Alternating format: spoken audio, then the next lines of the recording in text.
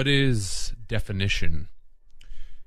Is it simply the determining or settling of something, or a statement of the meaning of a word or a word group? Or is it something else? Is it also a definition? Perhaps it is more along these lines. Because the Phoenicians and the Canaanites have defined the way that we speak and the way that we listen or hear each other. To be a deaf Phoenician means that one stops at what the words are defined as in the dictionary and doesn't look into the deeper etymology or the phonics of what the word is actually saying. It is my intent to give you, the listener, a key that has been hidden by the secret societies of the world, such as the Knights Templar. In fact, Templar is actually Spanish for key. A key is a means to open something that is locked. And once you have the key to unlock these secrets, everything will start to make sense in your life and this reality. To ensure that this key works, 4 things will need to be utilized. First, one has to understand the basic definitions of the word being looked at.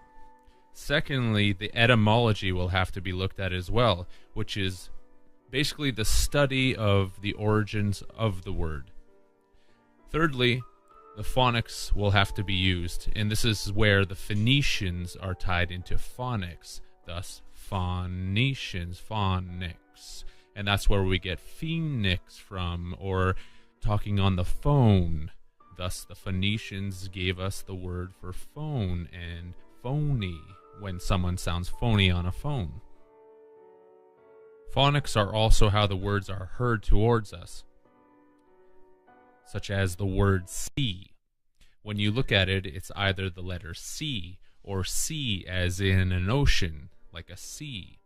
And when we see with our eyes, I'm using the same word to describe different things, but when you understand the deeper levels of this, they actually all interconnect and tie together. Lastly, word splitting will be necessary, and that's basically where we take a portion of the word, such as the prefix or the suffix, and we look at alternate definitions within that, and to see if it links to other languages. And the word splitting itself can be brought down to basically nil, right down to the very letter. And this will be very important as well in our understanding. An easy example of word splitting can be given by using the word language, where we would have lan, gu, and age.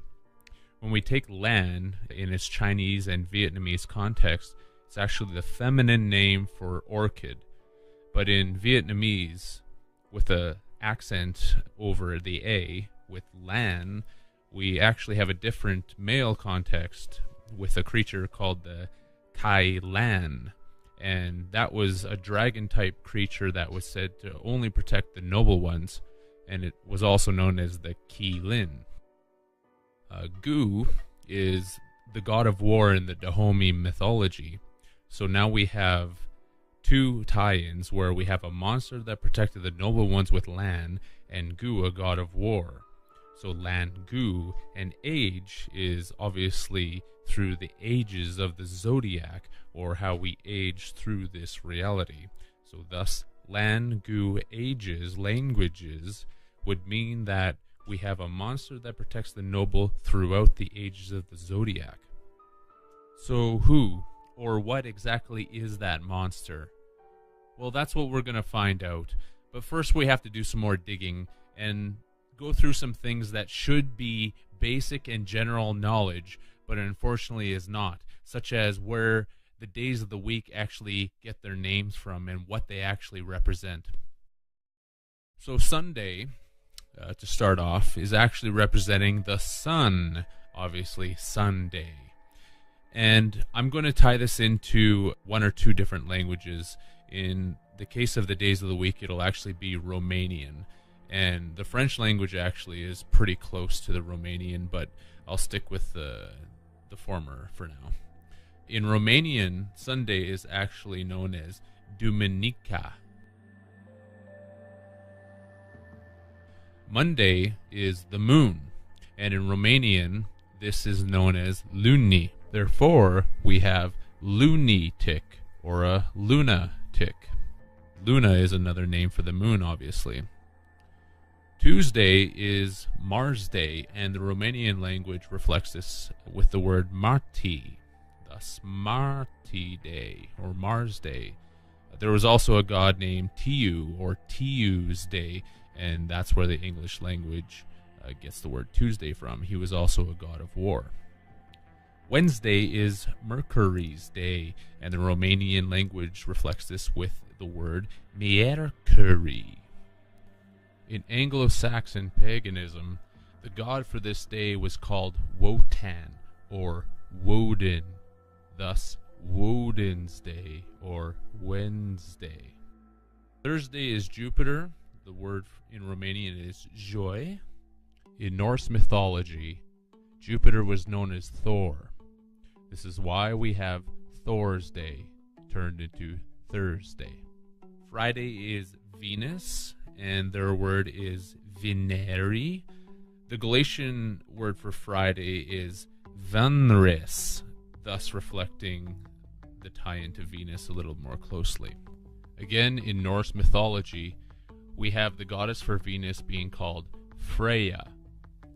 Therefore, we have Freya's Day, and now Friday. Saturday is Saturn's Day. That is pretty obvious just from the English language alone. Saturn Day, and the Romanian word for that is Sambata. It is really amazing that this basic knowledge is not taught in school. Basically, no one knows of these things and the astrology behind it, and it's going to be very significant to keep all of this in mind, and to also take note that there's no Earth Day. That's going to be very significant as we keep going along. Due to the large volume of information that is going to be presented for the rest of this video, I will not be providing many pictures, but will have you, the listener, almost entirely concentrate on the written words being shown while I speak. There is another reason for this. I do not want this information to simply be a form of infotainment. We are going to first look at the process of commerce as pertaining to the Phoenicians, who are known as the great merchants of the sea, and why this process, with all of its complex implications, continues unabated to this day, albeit for very sinister reasons, as will be shown. Let's first look at how one is born into the world, or whirled into the world. Why are we whirled?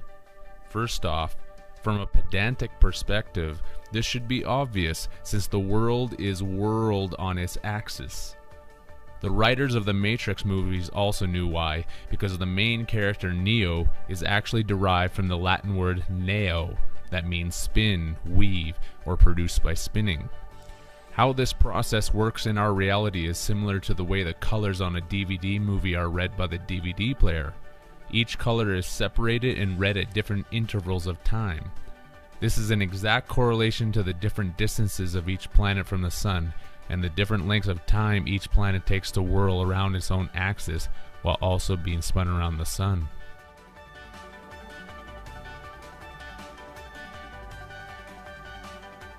The sun is the centrifugal force, which each body is forced to be pulled and pushed away from. This separation works in a 7-step process, which is why there are 7 major planets that give us the 7 days of the week. There are 7 notes in a mode of music, and we also see 7 colors in a rainbow. The symbolism of the rainbow alone is extensive and should be researched more deeply. The colors, sounds, and worlds that are whirled are all separated, because the prefix sep comes from the Latin septuma, meaning 7, which gave the word September, which was originally the 7th month of the Roman calendar. There are 7 chakras within the human body that the ancients called the spinning wheels of light. This is appropriate, because these colored wheels are world, and we live in a world of colors because we are humans. Hue is simply a word for color, and the quality of the colors determined by the dominant wavelength of each color. The Latin word ue literally means hither, and to this point place degree, indicating that it is the colors that resonate to a certain wavelength frequency and formulate the reality that we currently find ourselves in.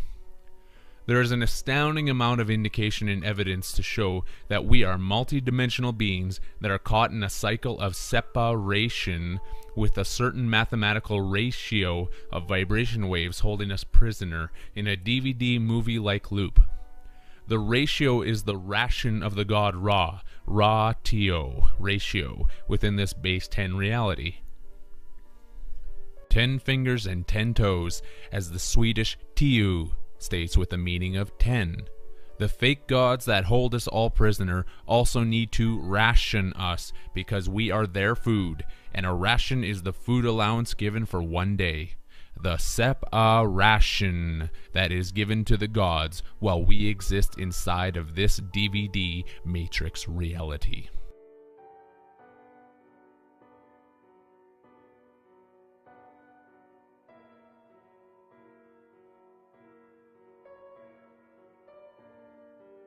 Matrix is furthermore the Latin word for womb, which is where our body ship is birthed or birthed. All ships find their birth when they reach the port or dock. When Neo woke up in the Matrix, he was inside a battery womb or iPod, which is why Apple Computers sells everyone iPods and iPads to reflect this.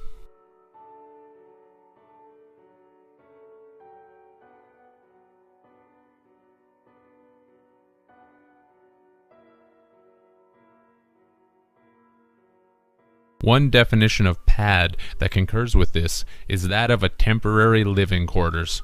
We are all living in our iPads or iPods because we bit the apple of sin.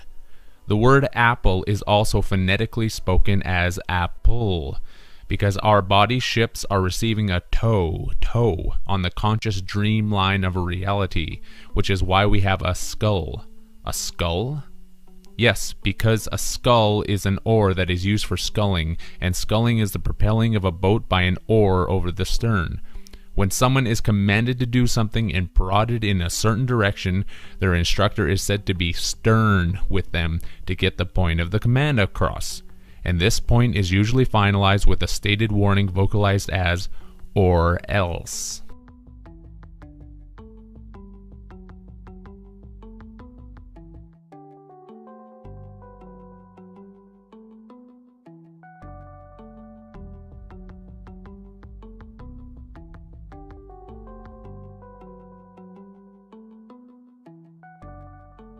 The or else has a dual meaning.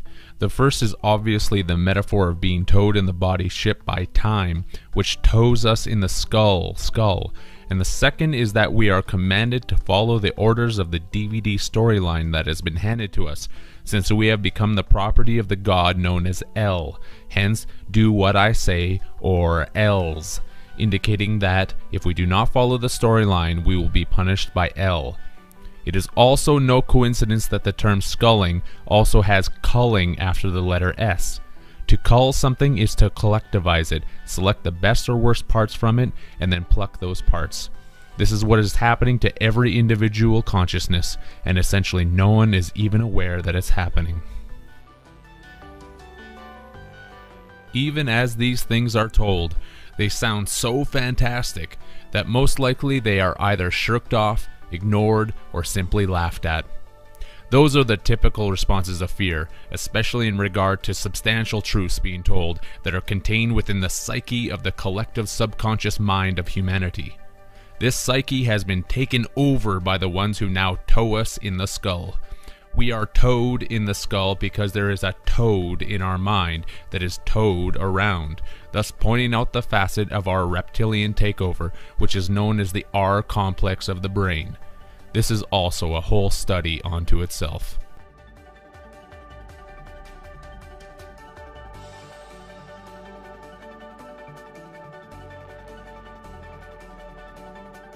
every ship, including the human body, is eventually brought into port and is then docked. This is why there is a doctor that delivers the body ship, because it is a new liver being produced, another living being that is being delivered by the doctor as doctor. Hence, doctor is phonetically docked or.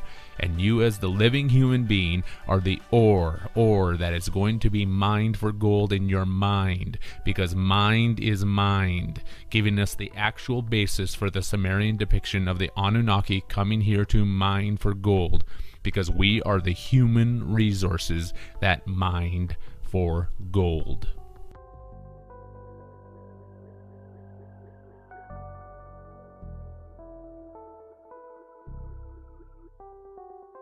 This also displays the fact that humans are seen as the chattel property of these false gods, since we are the ones they mine, and when someone states that something is theirs, they say that it's mine. We are the endless resource being mined, and companies do not have human resource departments because the title sounds fancy. You are also the ore, which has an oar, because you are the body ship that needs to paddle through this existence, which is a sea of electricity.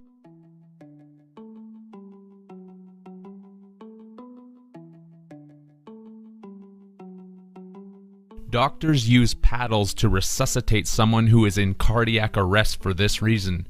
What do they use to resuscitate the patient? Electric currents. Just like the sea that has currents. What else do doctors do? They perform surgery, because it is an electrical surge to the body of the patient, thus surgery. The doctor is also the connection to the body, ship, and sea terminology, since the doctor has delivered the doctor, an oar that is sitting in its berth and no longer rowing. The one that is going to be sold as capital currency, which is electric and sea-like currency. You see?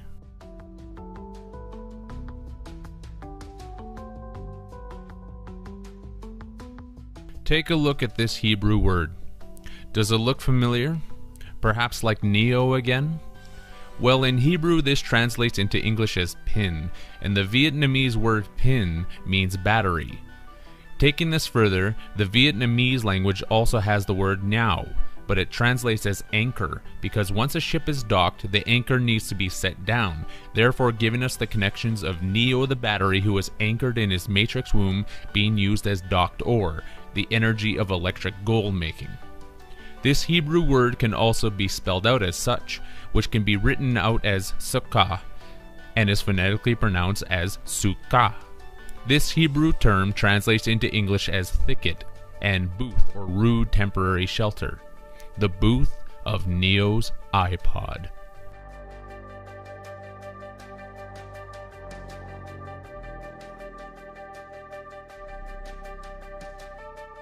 Did you really think that it was just a movie? Again, the languages have been around for far longer than that Hollywood production came out. And I encourage everyone watching this to check out every single translation and word that is being presented. Like I said, this goes deep, and these examples are just the beginning.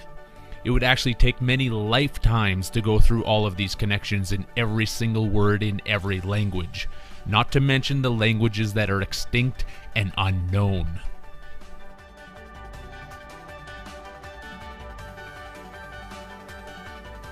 Once the human is birthed, they are also docked in by the docked hence docked What is It was an ancient Sumerian city that housed what was known as the ziggurat of also called Temen-Nigiru. This word meant house whose foundation creates terror.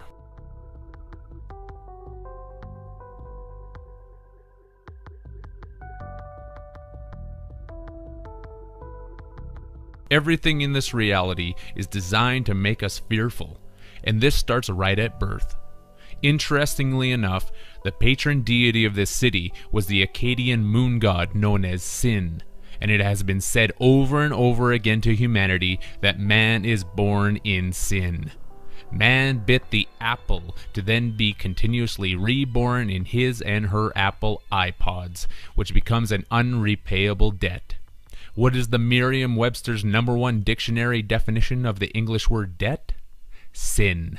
To pay the debt of sin, which is the price of our birth and birth in the moon.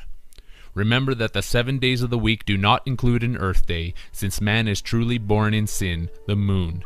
The ancient accounts and stories of the man on the moon is literally about mankind in the moon. We are all the children in the attic, so to speak, and this will become clearer as we go along.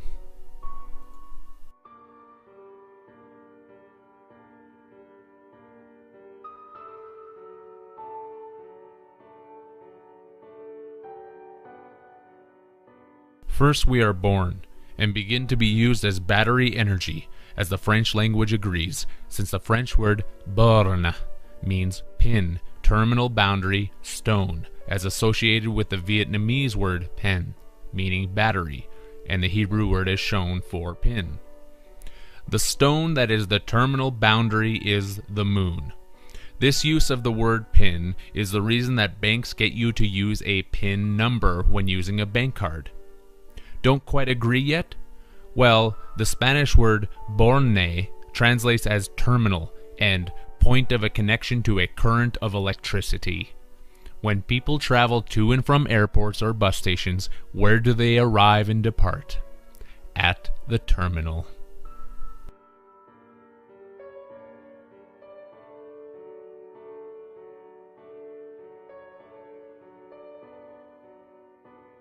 When people vote, where do they do so? In a voting terminal or a polling station.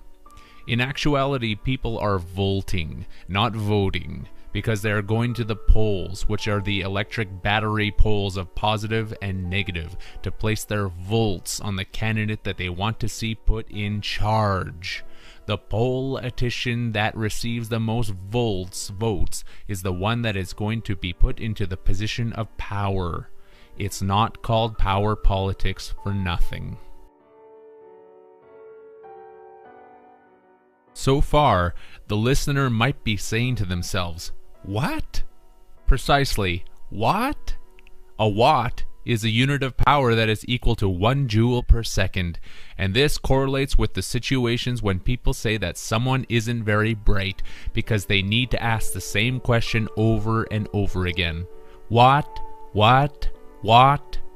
That person is said to be dim because they are not enlightened.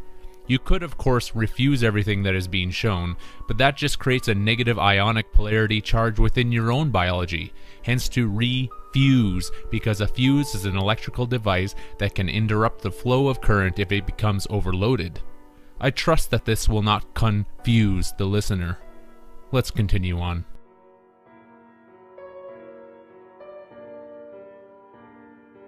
What is the definition of born?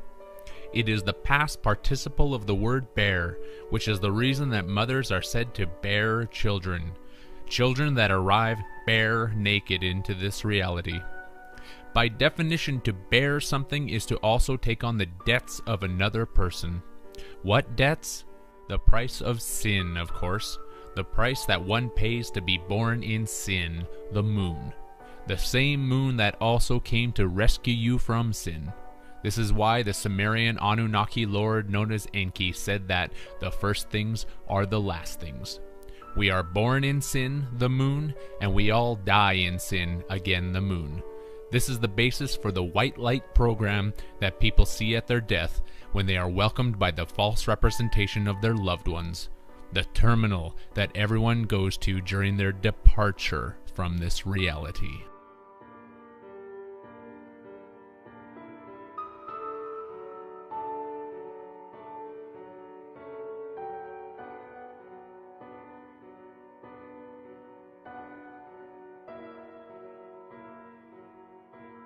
This is nothing more than an afterlife program written by the false alien gods who control every one of us who lives on this planet. Wait, that's not correct. It's every one of us who lives on this plan ET. There we are. And just for reference sake, here is one example of them telling us this in one of their television programs.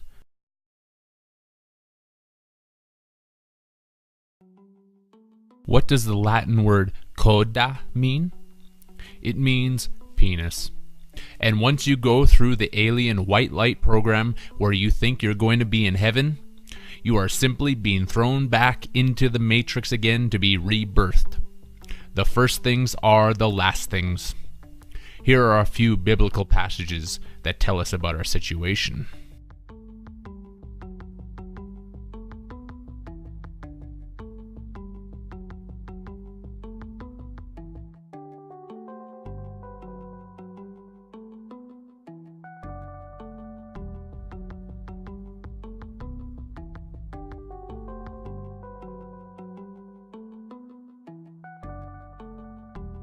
Once you are born again, your parents, or the pair that rents, hence parents, give you a name. They give you a name because you're going to be a nice sheep, you, that follows what the majority tells you to do, just like a good battery slave. When something disgusting happens, what do people say? Ew. This is because the alien gods see us as disgusting pigs who need to simply be slaughtered and used for food energy, which is all a divine comedy to them. Take out the letter S in slaughter, and you are left with laughter.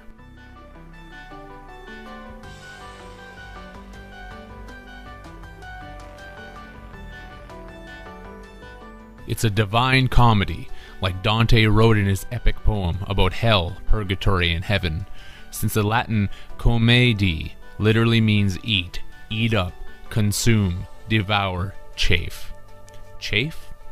Yes, because chafing produces friction, which is what creates conduction for electric currents, and everyone is using the alien debt notes erroneously referred to as money, when in fact these are nothing more than a form of legal friction. Ever wonder why some people rub you the wrong way?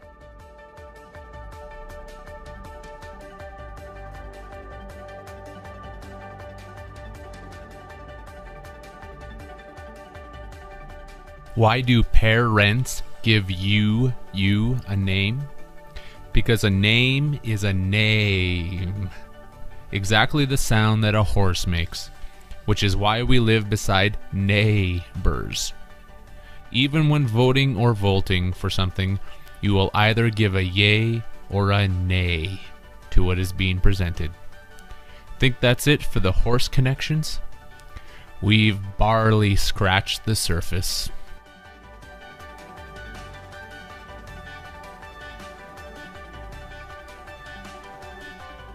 Usually the parents will get married because to be married is to be married, whereby mare is the Latin word for sea, as related to the body ship, and is by definition an adult female horse.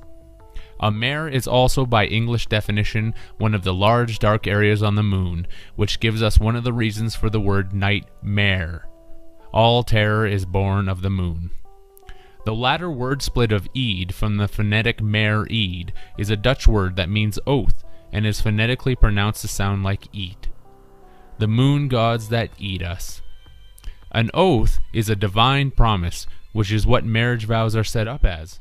Therefore, a marriage is a divine oath to the moon, made by the horse or phonetic horse, because we are made into the horse of Babylon, that babble on about X, to carry the electrical connections forward through sexual rebirth copulation. You will soon see why we need to keep saying X. Another anagram for horse is shore, because when you are birthed, you have reached the shoreline of this reality and given liberty. You do not have freedom. You have been given liberty, which is a short shore leave from naval duty. How are you connected in the womb matrix? Through the naval cord, because you are a seaman, sea-woman, who has reached shore by way of the horse of Babylon through the sperm or sperm called semen. All naval crew are called seamen, and if you're still laughing like you're in grade 2 over hearing this, You are literally laughing about yourself and the rest of humanity being used as food for the gods by getting us to constantly breed their daily bread for them. Their bread is humanity's bread, or newborn living fetus. Fetus is a phonetic tell, meaning feed us. Information like this is not meant for immature minds, which is probably why it has been so easy to hide from the majority.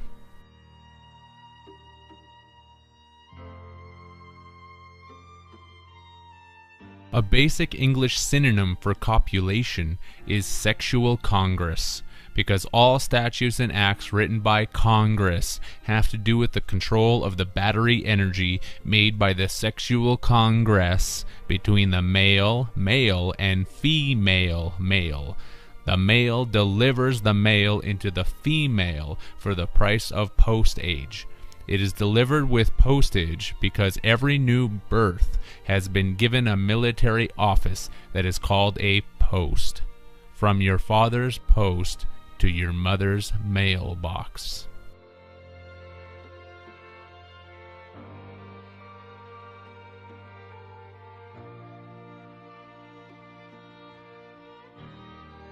There is so much hidden sexual innuendo in the languages that it truly is not funny, only disturbing. The contract of marriage, confirms the oath-taken promise to securitize the entire process. Once born, the child is told to celebrate their birthday from the moon by eating cake. Why cake? Because the Latin word placenta literally means cake, flat cake. And the placenta is the vascular structure in a woman's uterus that provides oxygen and nutrients to the fetus and transfers waste from it as well.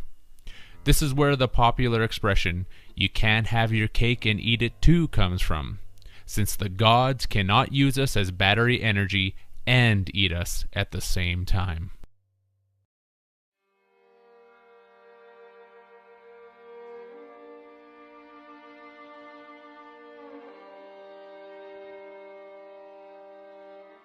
The saying is also a paradox, but that's beside the point. When people eat cake on their birthday, they are consenting, through ritualistic ceremony, to their enslavement inside the Moon Matrix Rebirth battery program, where everyone is a docked biological battery placed inside their iPods while hooked up to individual placenta nozzles. The placenta nozzles that feed you, give you oxygen, and carry out your wastes. In this same context, what does the Latin word cervix mean when translated back into English? Neck, nozzle, spout, back of the neck. Exactly like the Matrix movie showed everyone. We are in service to the gods because we serve X, hence cervix.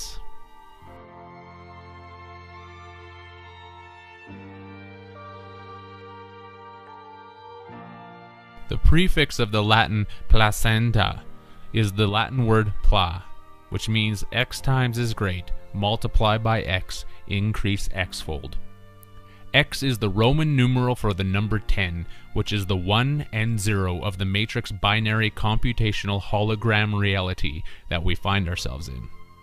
X is also the chromosome that is present in both sexes, singly in males and doubly in females. The post office delivers the male X into the double X box of the female to immaculately deliver another child. Why immaculately? Since everyone is separated by their iPods and living inside this hologram reality. We are all physically separated, and our pineal glands literally make this computerized dimension seem so real that basically no one would guess that it's not.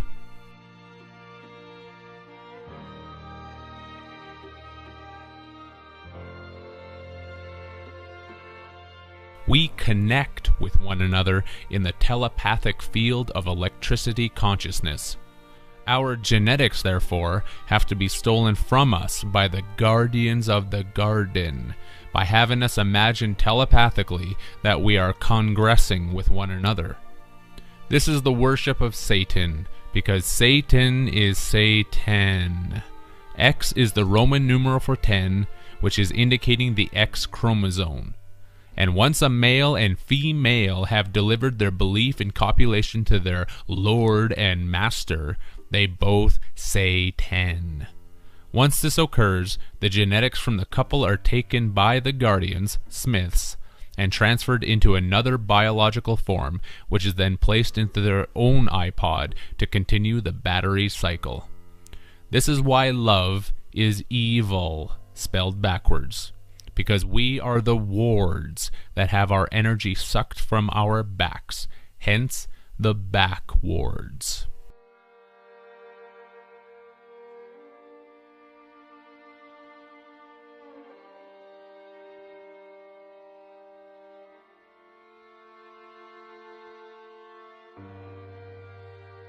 We live in this existence because X is tense. Why? Precisely because of Y. The Y chromosome that is bundled inside the male and is calling out to be released for a new lease on life, which is going to create another X tension cord in this matrix electric battery reality. X is the symbol used in electric terminology for the reactance expressed in ohms, and a Y is a three-phase, four-wire electrical configuration where each individual phase is connected to a common point of the Y. This process of regeneration of the electric X and Y chromosome is perfectly symbolized in the Olympic Games relay race.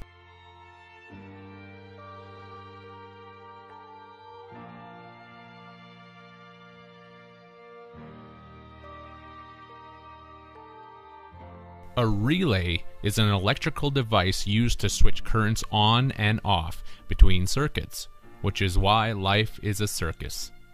The Latin word circus translates into English as racecourse, celebration of games, circle, orbit, which correlates with the relay race penis baton passing ceremony.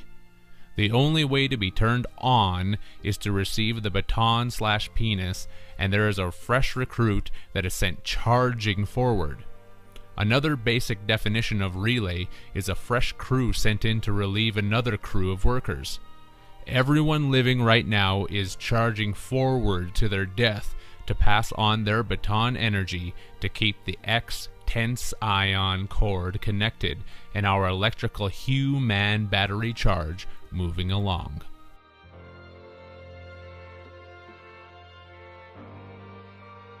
Since we are separated in our iPods, the congress and sexual acts between us humans has to be pronounced through our telepathic and telekinesis belief systems, which is where a fax/telephone call is sent to the gods by telling them that we believe in Satan.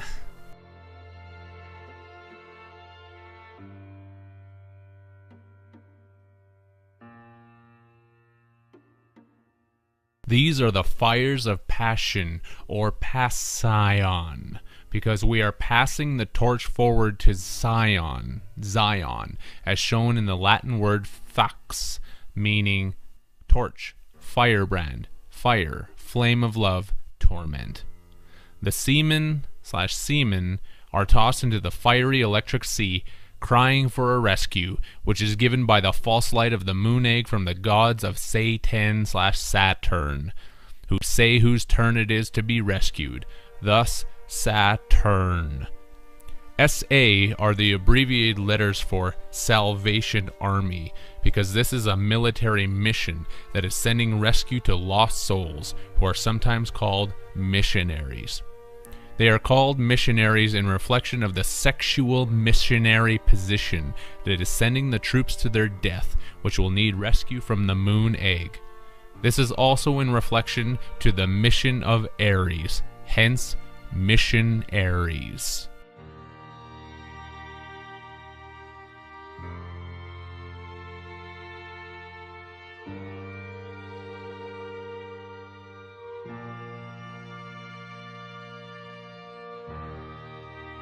The moon is the craft that is being sent to rescue the next recruitment of souls, which is why Freemasonry is called the craft.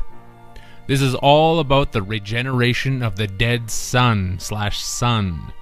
What does the Freemasonic G actually mean in their symbol? It is derived from the Greek letter gamma, which produced the letters C and G. The English letter G in the word Sol translate into Greek as this word, which is pronounced as Sol. Sol is the sun, but not the yellow sun in the sky that everyone is familiar with. It is the dead sun of the left-hand path, as shown in the Turkish language, where Sol translates into the Turkish word Sol, which translates into English as left, Sol, So, and G. The letter G in the English alphabet is the 7th letter, connecting with the aspect of the sacred number 7.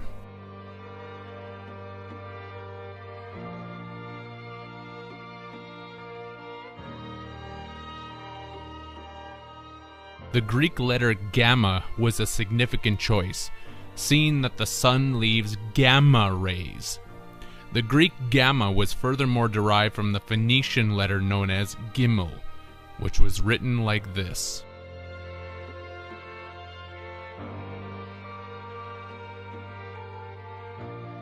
This is another basis for the square of Freemasonry, as well as the logo of NASA, which presents the gimel a little more artistically.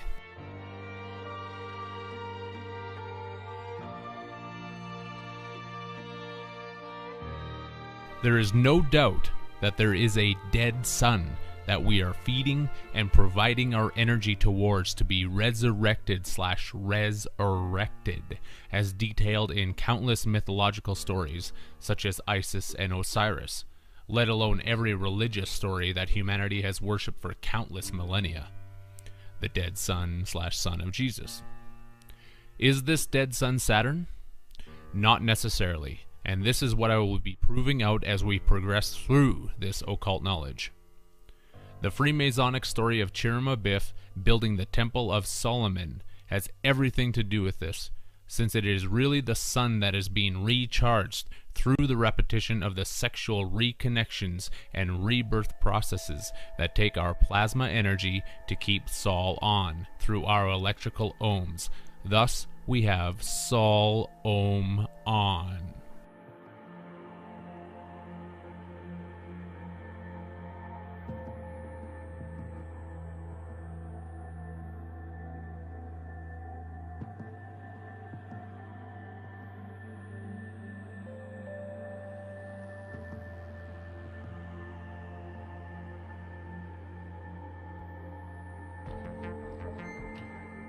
Isis is the Omega, and Osiris is the Alpha male, Alpha and Omega.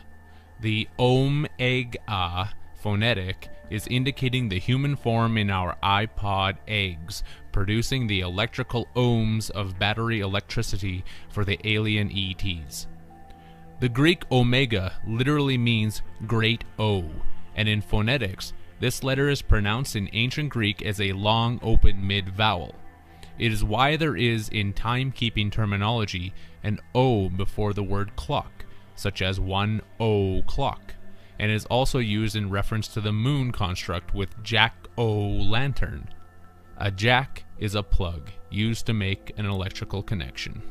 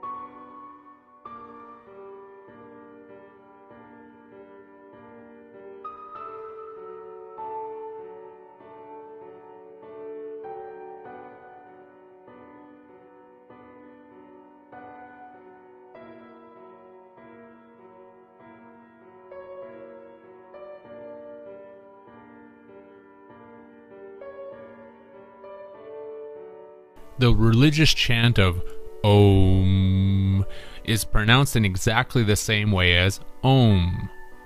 To keep Saul on, we need to continue our religious belief in this matrix reality and continue to give our sexually charged electrical ohms or ohms to erect the fires of the dragon once again.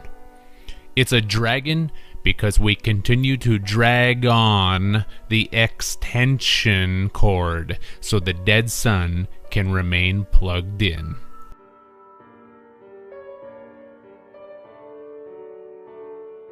This is also how we are plugged into this existence, because essentially no one can stop the sexual cycle featuring the X chromosome from happening within themselves.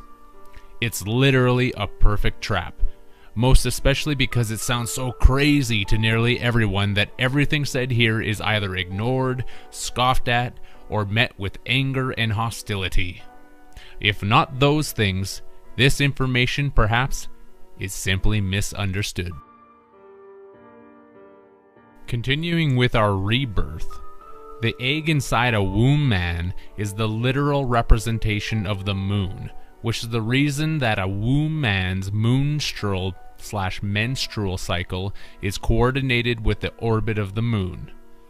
The prefix of mens from menstrual is a Latin word meaning mind, plan, intention, pointing out that the copulation is immaculately done within the framework of our minds, since we are all separated by our iPods.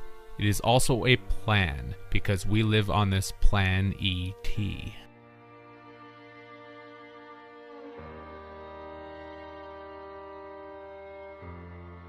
The lost semen that are discharged make an electrical connection with the moon and then receive rescue from the savior light of Jesus, who fishes out the semen from the torment of the electric sea.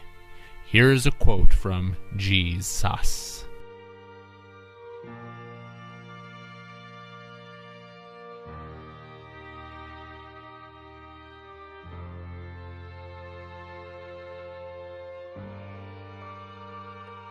What does the Latin word sus mean? A kind of fish. Therefore, Jesus is a kind of fish. Man is born in sin, which is the moon, and the anatomy shows this, with the semen being born inside the moon egg. To correlate with the religious teachings, je from Jesus is French for I, and sus is Latin for a kind of fish. The semen that are being fished out by the all-seeing eye of Jesus. Why? Because the meaning of life is why, where we are birthed by the alien mothership moon by believing we are born through a human mother and her hips, seeing that an anagram for ship is hips.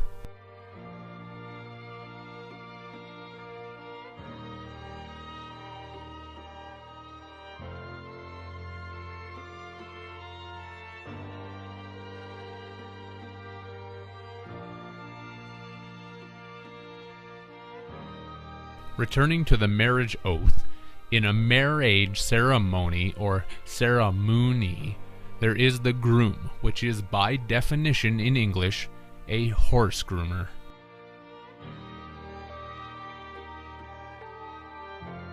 What about the bride? This is linked by going to the Old English word team, that meant descendant, family, race, line, and brood, which came out of the Old Frisian word tam, for bridal, progeny, line of descent.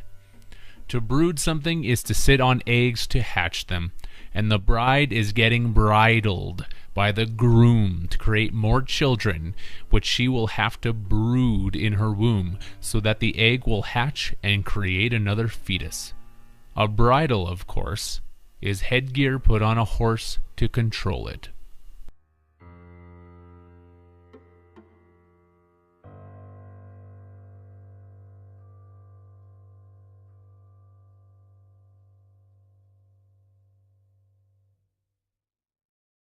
In most cultures, men feel like they have the dominant position in life simply because the words being used carry this energetic intention. Everyone on this planet is being controlled by these words and spellings because it truly is a spell. The spellings that spell out this nightmare for us in our life sentence while being written in cursive by the controllers of this story, because it is a curse against all of us. Did you think that you lived on a planet? No, you live on Plan ET. The ETs or extraterrestrials who take your life and plan it and plane it right down to the finest detail. This is what you consider a normal life, because the word normal comes etymologically from the Latin word norma, which means carpenter's square. Remember, it is the Freemasons who say that everything for everyone must be made fair and square. What is fair? By definition, it's food that is regularly consumed, and a square is also food, thus 3 squares a day. It is also a fair because this is a circus, which was the Latin word for circle and orbit.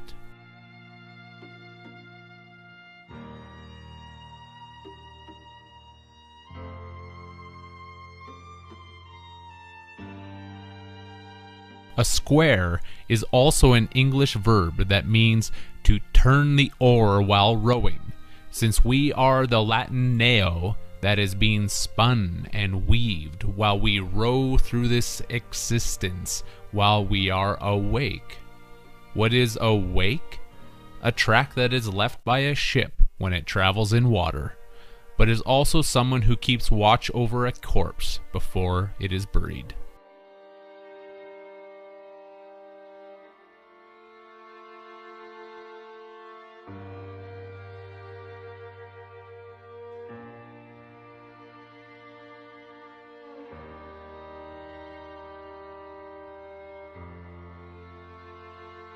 What is a watch? A device that keeps time. And in astrology, this would be known as the god Kronos, which is the embodiment of Saturn, hence chronological time. That is because Saturn is where the urn is sat. That's why the Sabbath is on Saturn Day, the last day of the 7-day week, and where the dead or debt of sin is buried. Kronos is always depicted as eating his children, because we are the children in the attic of the moon who get sent to Saturn after we die to get eaten, because right now we are in the Garden of Eden. Going back a little bit, why is a marriage called a ceremony? Sera is the Latin word for lock, and is cognate with the Latin serum, that means late and slow in that language. When a woman conceives a child and first becomes pregnant, she misses her period, and therefore she states that she is late. A period that is missed to begin a new life sentence.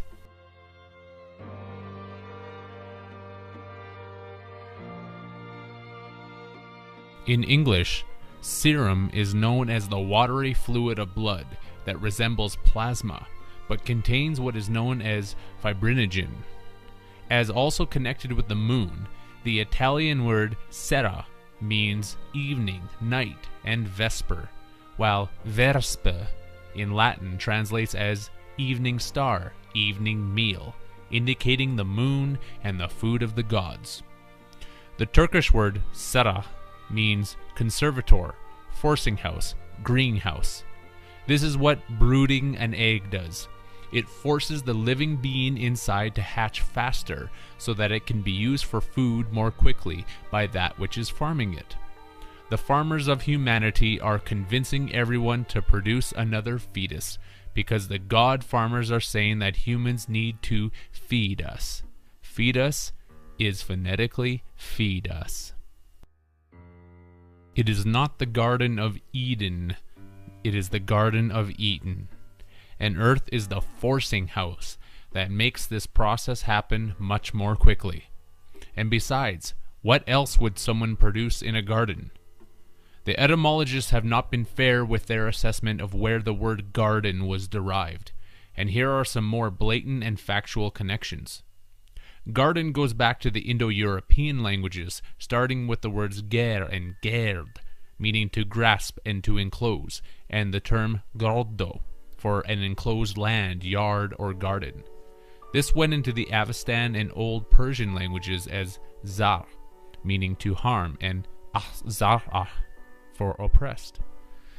The Greek language was given these terms, and from them got the word orus, meaning an enclosed dancing group, yet also the words ronos and chronos, for that which encloses all things, or time.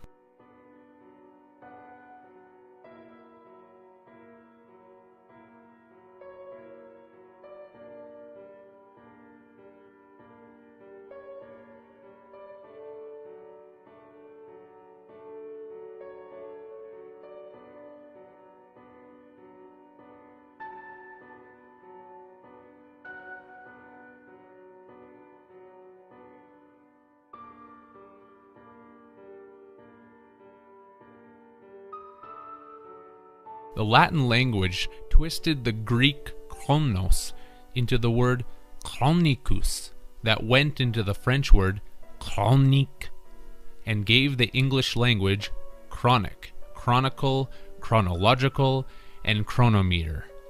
That's not all. From the Indo-European ger and gerd, the Germanic languages, including English, acquired the words yard, orchard, garden, and kindergarten. Yes, you are sending all of your children or kin to kindergarten, otherwise known as the kinder garden. If there is a kinder garden, there is also a not-so-kind one, as displayed by the etymology of us being oppressed and harmed while being enclosed by time, the chronological time of Chronos, Saturn. The der in kindergarten is also an acronym meaning distributed energy resources, which should be self-explanatory by now. Lastly, the Latin language derived the Latin word ortus straight from the Indo-European ordo. Ortus literally means garden, and the English language adopted this term and made the words horticulture, courtesy, and court. To this day, all legal courts are representatives of the gardening gods of Saturn.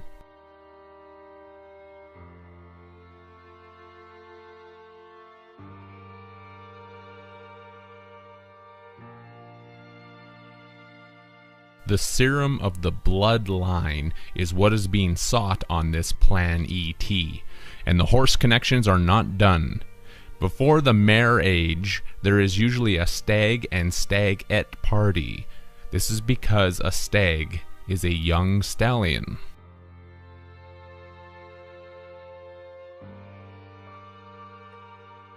Most relationships have their issues, which is why the couple will nag at each other, because a nag is a horse. It's a horse because after all of that nagging, your voice is going to start sounding hoarse. Maybe it's because the marriage wasn't very stable, because the groom didn't pony up enough mooney. Perhaps more work needed to be done, where one plugs away at what they do to earn their living, because a plug is a poor or worn-out horse. All that work makes one tired, as the goal is to reach for retirement. Oh, and a plug is also an electrical jack that goes into an outlet. That's where it gets plugged in, because a jack is also known as a knave or a manservant. In other words, a slave. A battery slave, just like Neo, who lives in the fake Matrix womb reality.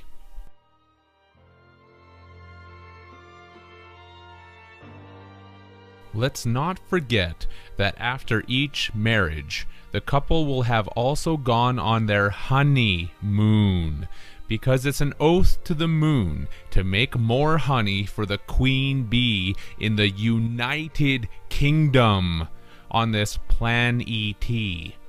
The mare-eyed couple who just got hitched to the mare-age wagon, who are going to produce another product called a bay bee, who will be able to make more honey.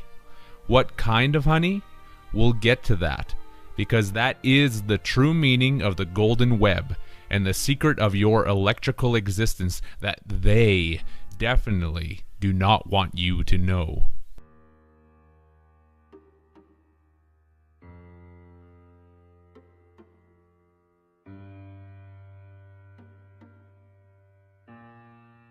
Where do the parents that call each other honey and babe or baby put their newborn baby? In a baby carriage, of course. The carriage that was drawn out of the mother's water by the two horses. If not a carriage, how about a crib? That would work fine, since crib is simply an English synonym for pony. The carriage is actually the moon, as depicted in such fairy tale stories like Cinderella. Of course, this is phonetically Cinderella, indicating the moon, where her horse-drawn carriage turns into a pumpkin at midnight. Why? Because the languages have always told us this. The Albanian henne means moon, pumpkin, and the Hindi chant also reports as moon, pumpkin, and even target. It's spelled out as kanda because people put a candle inside a pumpkin head on Halloween, that deplorable celebration of darkness and death.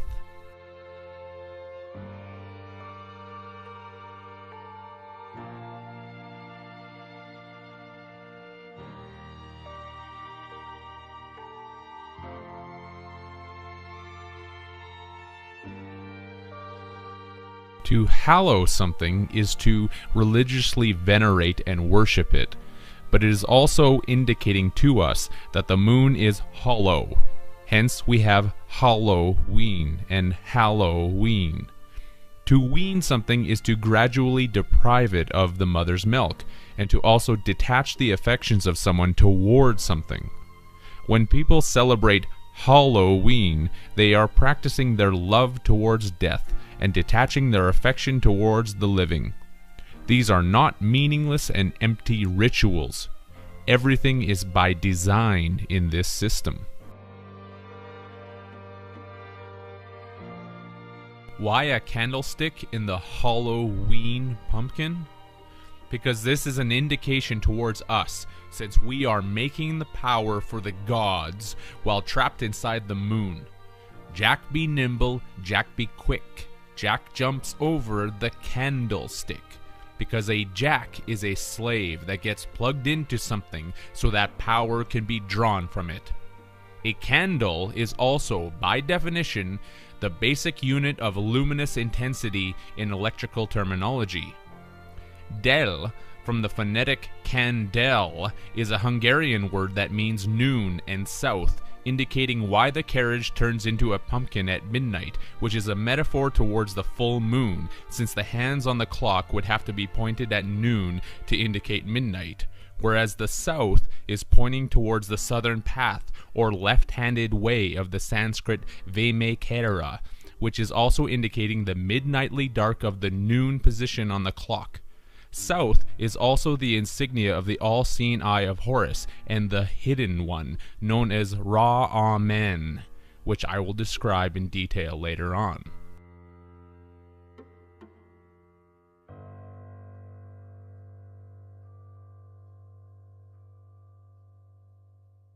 Humans are given the task by the fake gods to pump out more kin for sin, which is the moon. This is why the baby carriage turns into a pumpkin at midnight. Continuing with the horse analogy, Most people are born with a head of hair that eventually grows into a mane, which is hair that grows about the neck on horses, but also on people. The head of hair also has bangs, and the German word pony agrees with this by translating into English as pony, fringe, bangs. This is the reason you can tie your hair back into a ponytail. Not enough evidence? The Indonesian pony also translates as bangs, while the Dutch word pony means pony, bangs, and hobby. Ever wonder why people have hobbies? It helps them to manage their time, and the word manage is derived etymologically from the Italian maneggiare, meaning to control a horse. Do you have a manager at work who controls your behavior?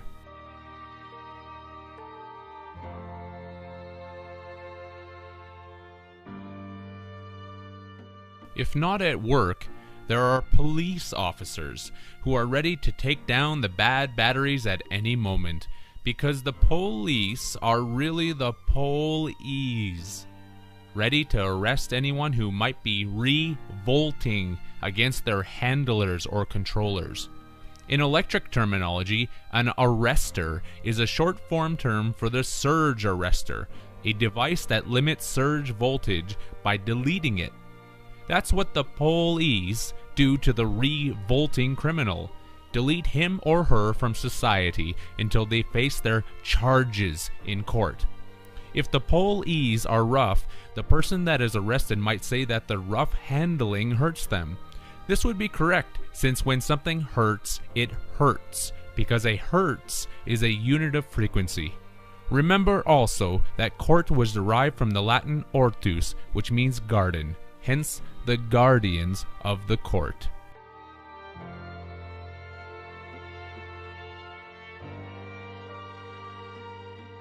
In court, you face the battery box priest, known as the judge, who receives the charges placed upon the defendant by the plaintiff. The suffix of tiff from plaintiff means a quarrel about petty points, and to plain something is by definition to express complaints, discontent, and unhappiness about an issue. This comes from the word plaint, which is a written statement or cry of sorrow and grief of the grounds of the complaint made to a court to ask for a grievance to be redressed. They are petty points because it is a petty officer that is bringing forth the charges. A petty is someone who is inferior to someone else in rank and status.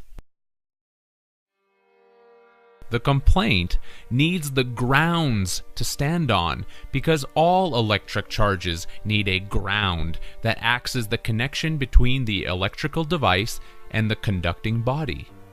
The court is the ground where the charges are brought against you, the battery-operated electrical device, by the police.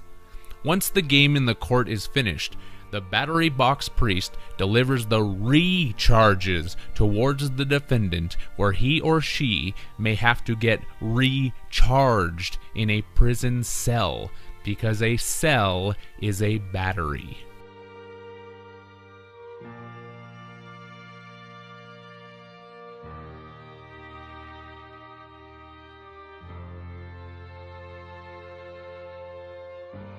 The person who has been given the recharges was called the defendant because they were the deaf and ant. The deaf Phoenician that is a ward of the court who is meeting his end by the priest judge who has sworn an oath to Saturn, as shown by the Turkish word ant, that means oath, vow, pledge. The judge who sits in their power box, ready to recharge the deaf Phoenician definition with a prison term or sentence.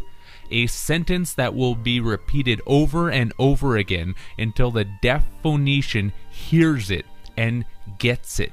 That's why all garden court groundings are called hearings, because the judge assumes that they are dealing with a dead and deaf Phoenician who does not get the definitions of the words being used.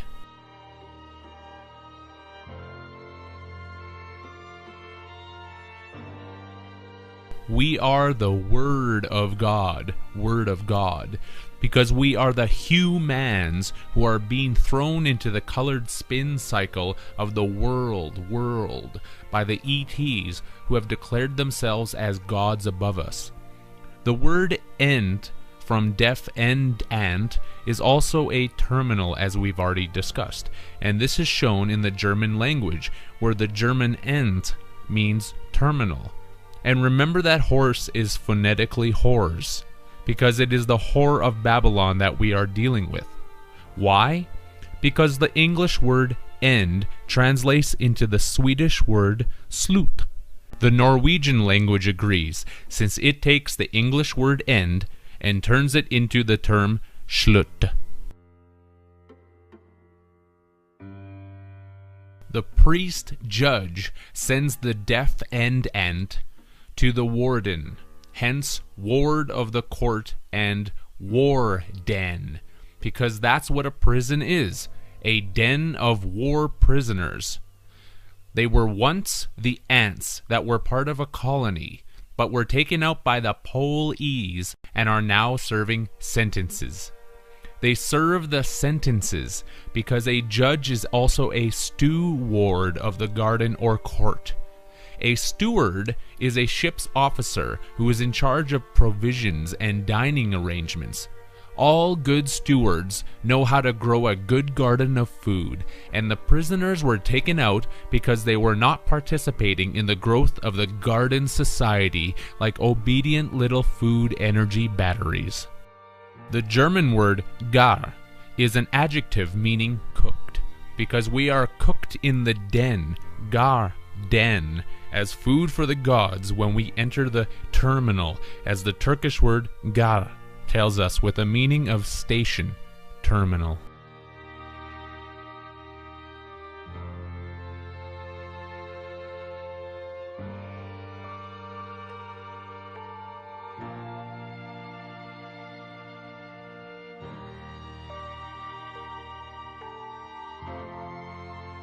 If not the police who are going to put you on ice by the poles, there is always the other term of constables who do the same job, since the word constable is derived from the Latin stabuli, meaning officer of the stable. There is also the Latin term stabularius, which carries the Latin synonyms caupo and coppo, which is why the police are also called cops. Take note that all courts, gardens, will display the corporate flag of the country they are in with a yellow fringe or bangs hung across the bottom of it, because they want to inform everyone that their court system is dealing with horse shore slaves who only have temporary liberty. I'll be dealing more with the deeper levels of the court system, but other things need to be understood first before these aspects will make sense. For clarification, it is important to know that the word manager or boss is simply a synonym for master. When there is a master, there is obviously a slave, and it might be important for everyone to understand this if you feel that it's important enough to not actually be slaves.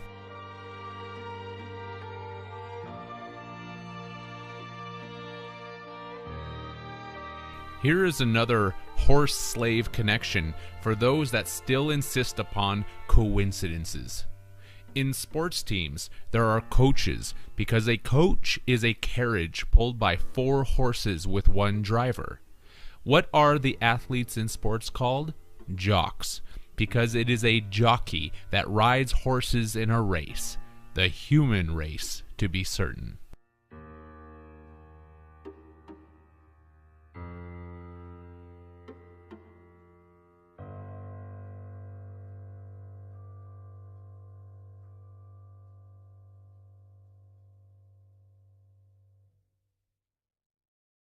What is a synonym for jockey? A screw, which is definitionally someone who guards prisoners. And as was just noted, the Garden Court prison system is dealing in horse slavery. To screw someone is to also defeat them through trickery or deceit, and is also a slang word for sexual intercourse. The sexual metaphors are going to be absolutely essential in your understanding of what this reality is all about. In terms of screwing someone through trickery and deceit, this is done every single day in the war that everyone calls commerce and business. In business, we hear about companies beating their competition because the legal definition that is used when someone gets beaten and brings their oppressor to court to face those charges is called battery. In commerce, it's one battery against another, and someone is going to get beaten. The same holds true for sports, which is why in baseball, the combination between the pitcher and the catcher is quite literally called the battery. So, battery up.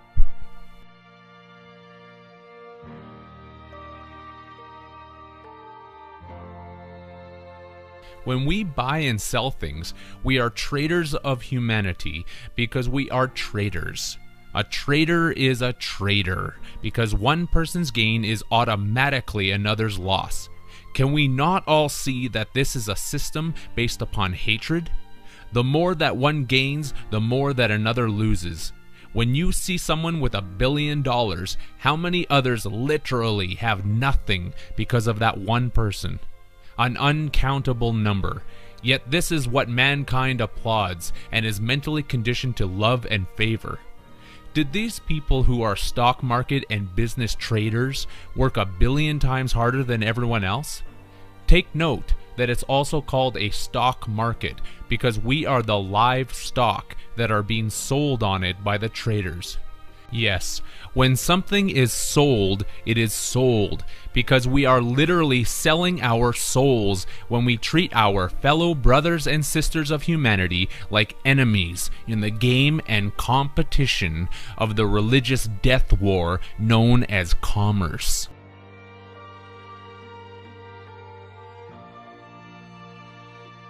Why is it religious? For every reason. All money is split into denominations, 5s, 10s, 20s, 50s, 100s, and so on. These are the religious, monetary, and monetary divisional units that everyone accepts on faith while doing business or business, because we are the busy bees making the money, honey. A denomination in English is a group of religious congregations having distinct faiths. Catholic, Christian, Protestant, Islamic, Buddhist, Jainist, Shinto, 5s, 10s, 20s, 50s, 100s, etc. When someone accepts money, they take it on faith that they will be able to use those same religious units somewhere else. If anyone thinks that they are agnostic or atheistic while still using money, they are literally deluding themselves. Money is the greatest one-world religion that has ever been invented. People are still waiting for the one-world religion to happen. It's already been around for millennia. But the many are too blind to see it in their own experience. Money is simply a metonymy for our energy, and this will become more clear as we move along.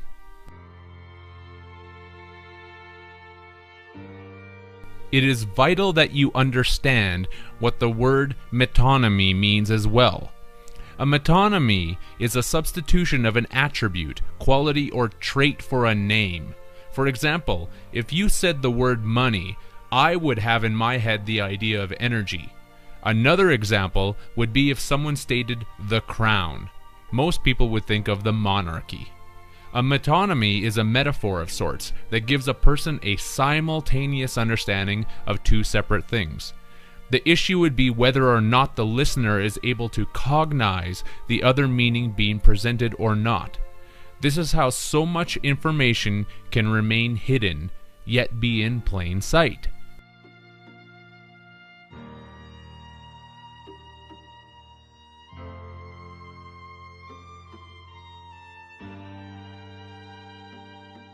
The first metonymy we receive in our lives is literally our name.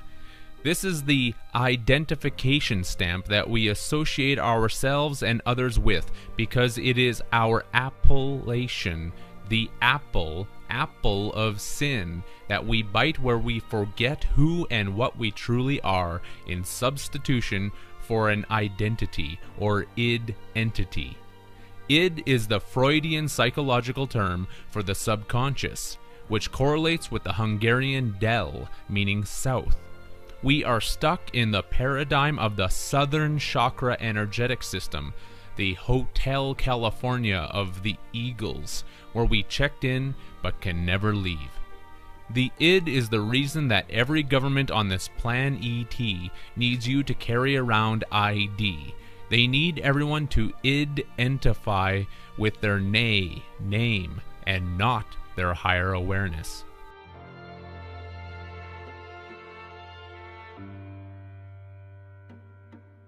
This goes against one of the most important lessons that nearly every child is taught. Don't call each other names. It's not nice. Yet, what does every family want to see carried forward? Their name, as if this name will immortalize the individual themselves. This matrix program of the name has taken a literal stranglehold over the minds of the masses, and it does not appear to be letting go very much at all. The final step in this process is the microchip agenda, whereby every id will be implanted with an id entity RFID microchip underneath the skin that will be the demise of your free will. This will also give an id subconscious entity from another frequency spectrum of reality the ability to take over your body without needing your consent, thus id entity.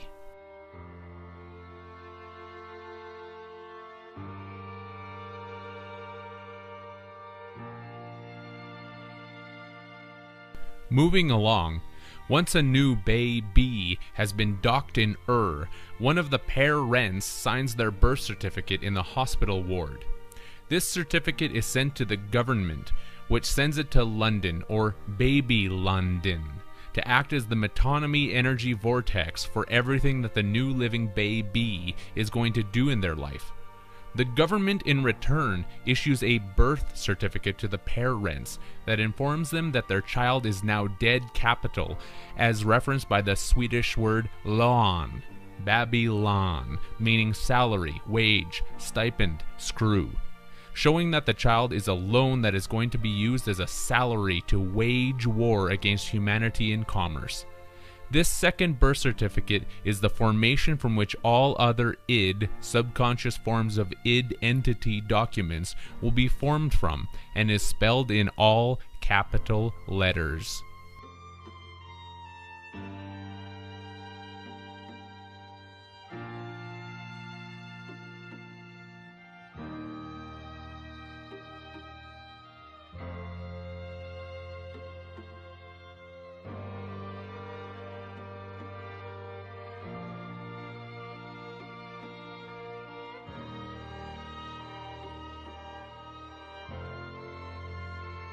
Why is the birth certificate spelled in all capital letters? Because the baby is now a piece of liquidated capital that came through the liquid water of the mother's birth canal at birth. To liquidate something is to sell it off entirely, or eliminate it to pay off a debt. Everyone on this plan ET is automatically eliminated at birth to pay back the debt. Dead. You are turned into capital money, which is why capital is capital. It would also be known as capital, being derived from the Latin word caputa, meaning head, chapter, life, capital, mind, judgment, individual. This is telling us that every individual is connected by the head in the matrix to play out the different chapters of their life sentence while being used as capital and being judged in the mind while doing it. Another Latin synonym for caputa is capitissa, which is related to the Latin nouns of capitum and capiti, translated into English as fodder for cattle. This is the reason that the all-capital letter name is traded on the stock market, because we are the cattle, stock, that are being used for food, electric energy, while being given fodder as our matrix diet. In the military, the term cannon fodder is used to indicate soldiers who are considered expendable when facing artillery fire. That's all of us, the expendables.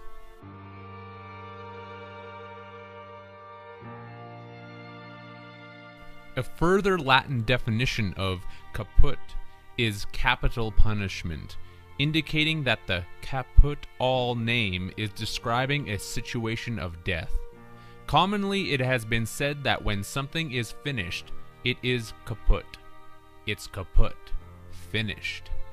Even further, the Latin caputa means head, source, mouth, river, indicating that the flow of the capital liquidated electrical energy flows to the source construct that is responsible for our mental imprisonment.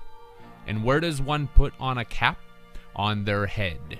The all-seeing eye capstone is symbolically placed above the pyramid while being separated from it, showing that it is the neutral controlling construct that is taking all of the capital energy from us while seeing all sides of our polarized good and evil reality, hence the pyramid.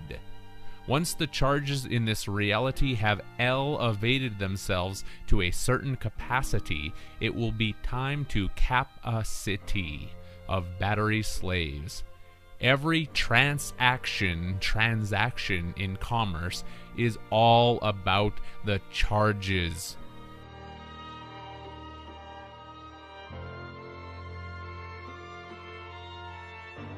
Another clear-cut example of the death link is that tombstones have always carried the name of the deceased in all capital letters, since the newly birthed product called the human child has been eliminated to pay off the dead or dead, who are buried in Saturn awaiting their recharge before they can be reborn and discharged again. It is the eagle's debt of Saturn as based upon the symbols of the American eagle or phoenix. And when someone is in debt, they are said to be in hawk.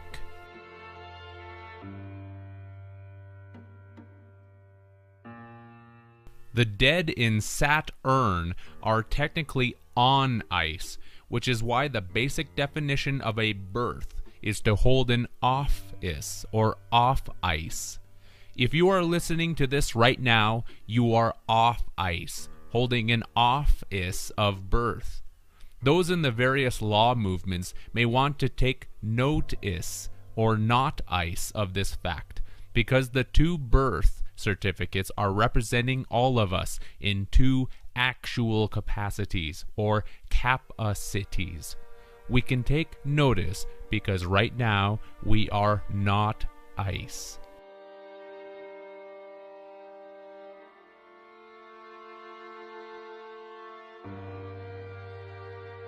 The prefix of the word discharge is notable too.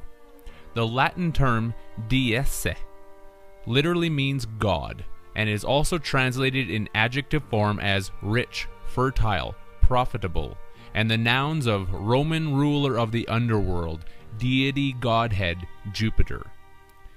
Dis is theoretically known as the god of the underworld, which as the Greek counterpart was known as Pluto and Hades. To receive a discharge, then, is to receive a charge from the god of hell.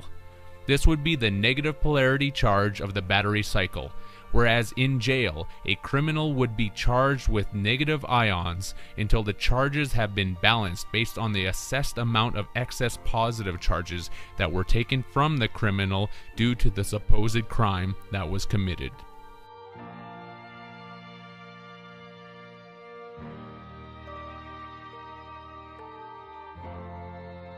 In regards to commerce and the recharge battery cycle, All banks have the people who are using the all-capital name, repay the frozen dead in Saturn, because it is all about recharging them to eventually be reborn into a new biological battery body to continue the energy cycle. Here is a Freemasonic secret of the 33rd degree. What is the temperature of 32 degrees Fahrenheit when converted into Celsius? It is 0 degrees, which is the freezing point. The 33rd degree would be when water has begun its melt enough to be brought to the point when they shall see us, Celsius. The human form is mostly water, and thus at rebirth you have now been brought off ice. That is just one aspect of the 33 degrees. There are many more.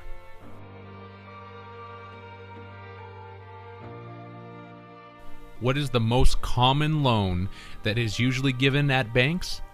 A mortgage, because this comes from the two old French words mort, meaning death, and gage, meaning pledge. Therefore, people who sign a mortgage are literally signing their life away, which is where the commonly misunderstood expression has always come from. It is also a pledge to the dead, to ensure that they will be repaid and recharged. This should not be hard to discern, since the word mort is why the English language has mortuaries for the dead. What do people do when they get some of those dead debt notes called legal tender money? They bury it in the banks, because a bank is simply a river bank, but even more correctly, it is an electrical bank where the charges are stored in the batteries.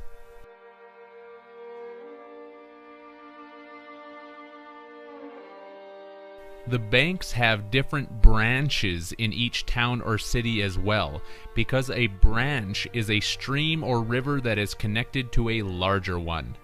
The electrical branches are simply the wires that are running through us, which is why when someone is said to be weird, they are simply wired differently. Look at that word again and mix up the letters. Weird is simply wired, spelled differently.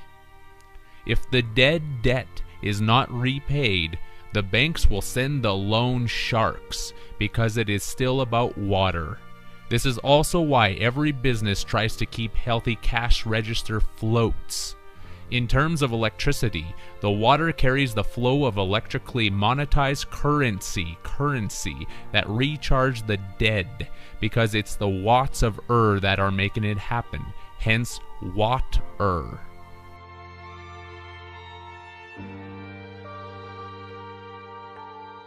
So the debt and dead get buried in the electrical banks of Saturn, where they earn interest. Why interest? Simply because to inter something is to bury it, and it is the dead that have been buried and put to rest, hence interest.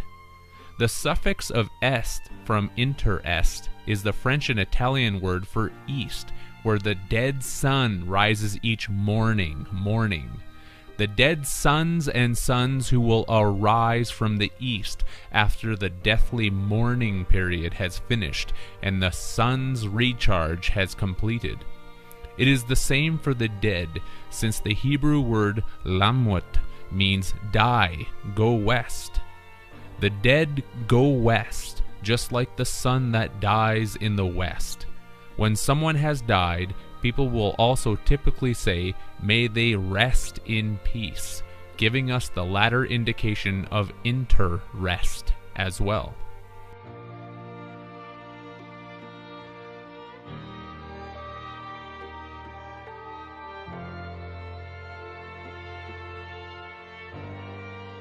Where does the word peace come from?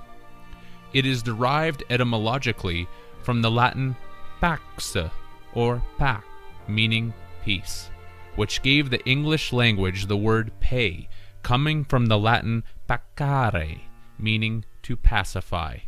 Therefore, to pacify the debt, you need to pay, which creates peace. A piece of peace, because everyone wants their piece of the pie. The common saying, "May they rest in peace," would literally mean, may they receive interest payments to be recharged from their frozen death in Saturn.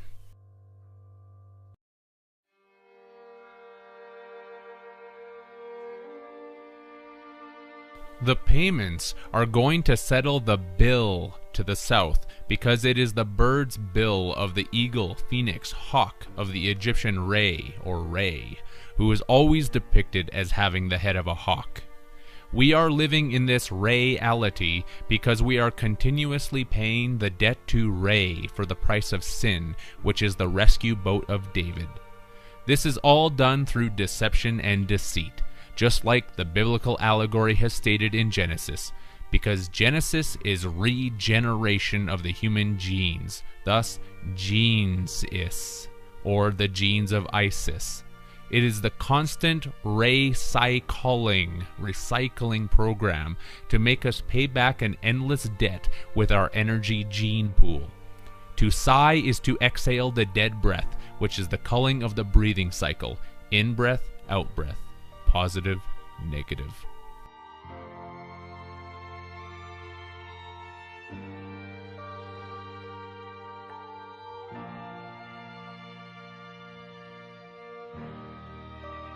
Everything is the formation of dualities working against each other.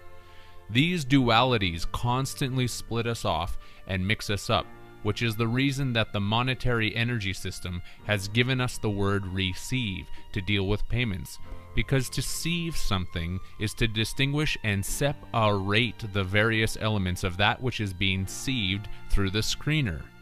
That's what it means to receive a death note payment. We are also being recycled, showing that this is a mental prison, which is why the prefix of psi is used in words such as psychic.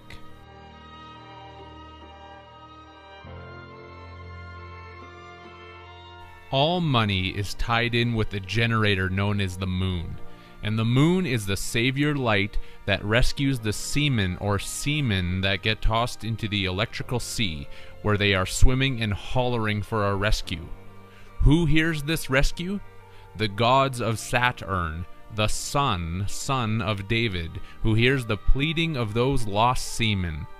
Many of you who are still smugly chuckling about this right now won't be laughing once you die, because this is going to be your fate over and over and over again, until mankind stops this sick cycle from happening once and for all against an unseen force of beings that took over humanity many millennia ago.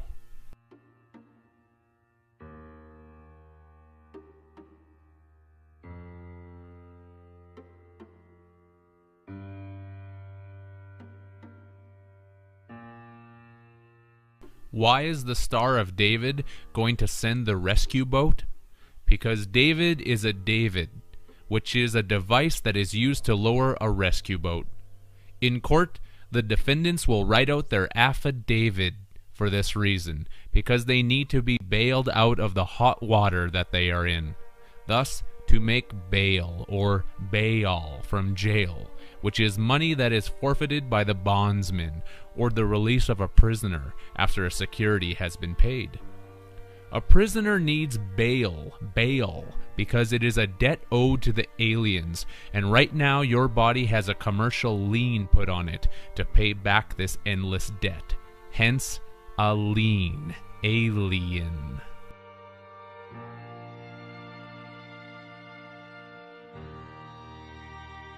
The prefix affi is derived from the Latin afficio, meaning to affect, make an impression, or influence. Therefore, when the affi portion of the plea is made, the gods of Saturn decide whether or not to release the David or Star of David, which is the moon. This is the bringer of false light, or Antichrist, known as Lucifer. And Lucifer literally means the morning star, light-bearing. The prefix Luci comes from the Latin lucissa, or luxa, meaning light, life, world, and the suffix of fera, is the French word for iron. The moon is made of iron, and iron is a large component of our blood. Lucifer is the iron light that is sent to rescue those lost seamen who are crying for help in the dark electric sea to be reborn in the blood of Jesus.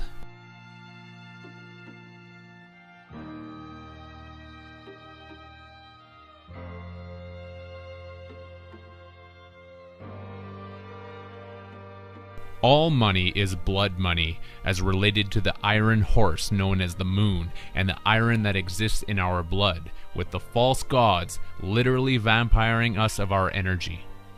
As was stated earlier, this is about the regeneration of the dead sun, as told in the Freemasonic allegory of Chai Ram Abiff, who is killed before finishing the temple of Sol Om An. The death of the sun occurred in the age of Aries, which is the age of the ram, Chai Ram. The entire story is in all of the dictionaries if anyone cares to follow the pattern that I've laid out here. The Saturn connection of stealing our energy to re-energize this dead sun is displayed in the word Salomone, which literally means David. Therefore, we have the death of the Star of David in the age of Aries.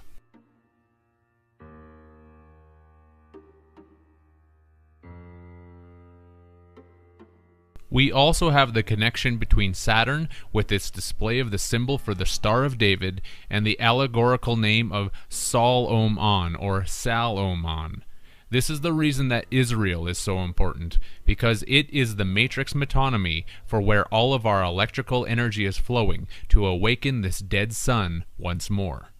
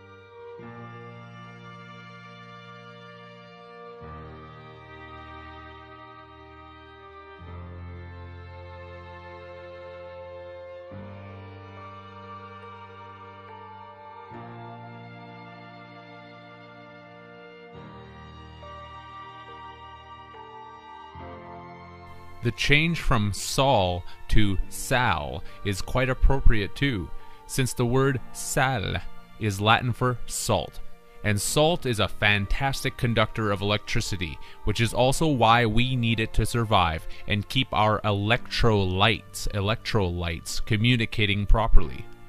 As related to commerce, where everything is all about the charges, we earn salaries, which has bestowed us with the well-known expression of a man being worth his salt, and another connection to the Aries constellation. Every business also has sales to keep the business moving, but this is also connected to the high seas of commerce, because when a business throws up their sails, they are throwing up their sails, because their business relationship needs help from their religious customers.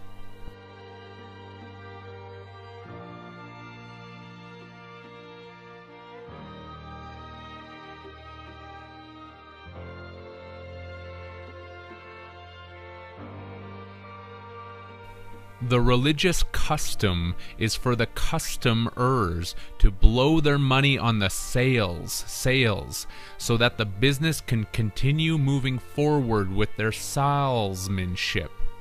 Another religious point is that we are being provided with salvation, because it is the salty electrical connection with the moon of sin that is going to come and save you by giving you rebirth. Soldiers or sundiers are told to salute their superiors, because soldiers soldiers are all biological slave batteries. While you have liberty, you are earning your Sal Ares for the Dragon of Ares to be reborn and destroy the world once we reach the point of singularity.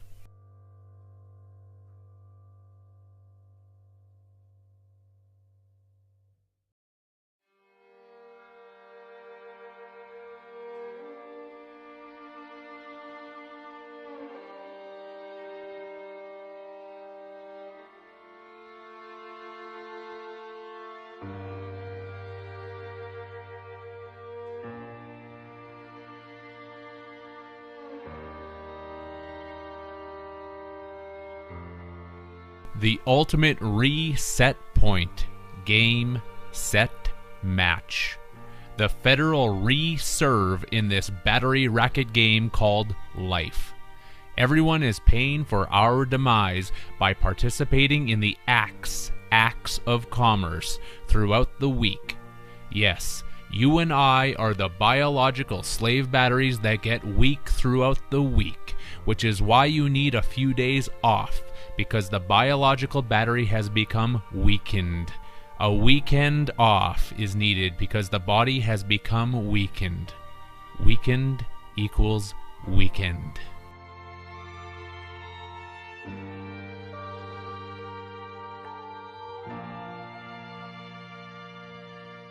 All the Sal Ares are kept track of by the secretaries, because they are all holding the secret of Ares, which is often depicted as a dragon.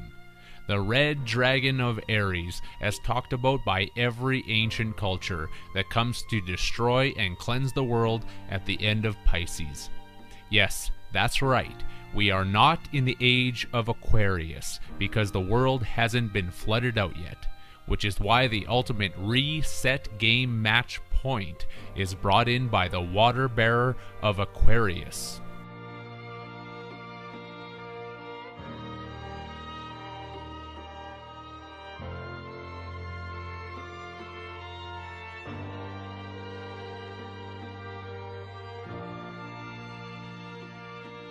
It's all about the charges being given by everyone's taxes, as the Latin word tax shows us by translating into English as zap. We are all giving our tax zaps to the secretaries who send these charges off to the government, which then sends them to Israel. Jupiter is the father that lost his son Re, who was also the lover of Isis, hence Israel.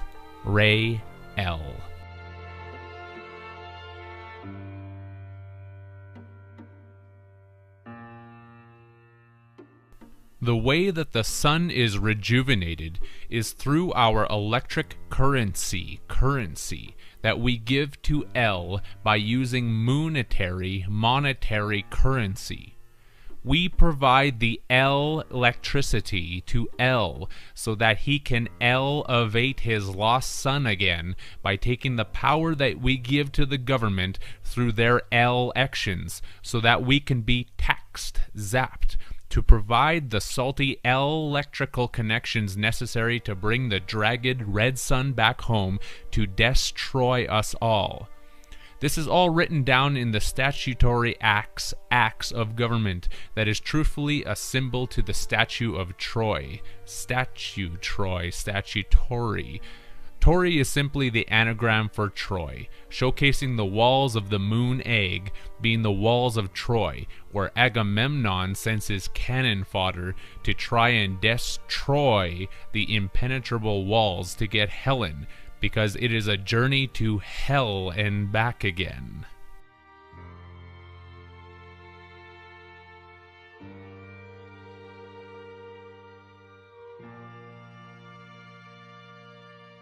Why the prefix of des in destroy? Since DES, which stands for diethylstilbestrol, is a potent estrogen used in medicine and in feed for livestock and poultry. We are the cattle used as cannon fodder that are being thwarted by the hormones of estrogen caught up in the Y chromosome that makes X tense. This helps the elite with their plans to carry out this final phase of the DVD agenda, because an agenda is something that one uses to keep track of times and dates for certain events to occur. It's the elephant in the room that no one is talking about, because who is aware of all of this? Of course, the Queen Bee Elizabeth knows what's happening, but the atoms, humans, are just the elements that are meant to keep the whole thing running while remaining ignorant, because an atom is an atom.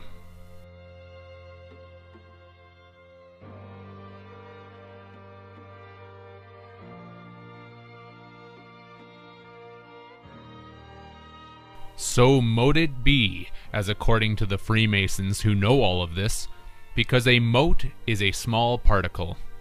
An atom, one might say. That's how small we are.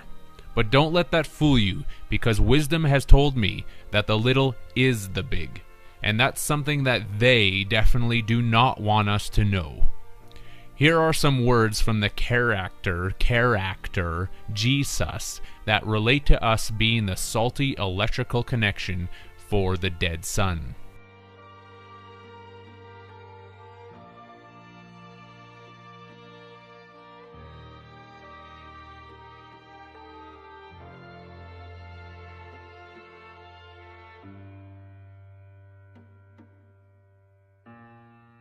That's the friendly Jesus telling everyone that after all of your salty electrical connection is used up and your biological battery is dead, you are literally good for nothing to the alien gods. That's the true meaning of salvation.